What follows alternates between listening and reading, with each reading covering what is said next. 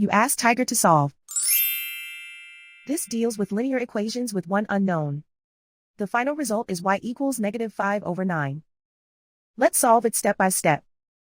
Simplify the expression. Expand the parentheses. Simplify the arithmetic.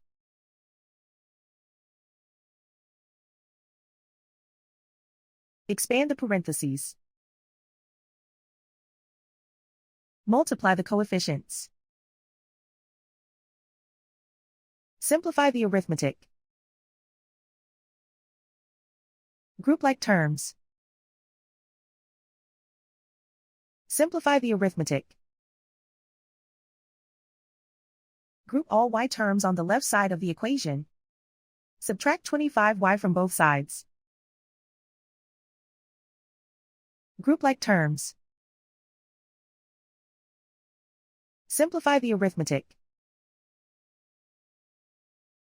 Group like terms. Simplify the arithmetic. Group all constants on the right side of the equation. Add 34 to both sides. Simplify the arithmetic.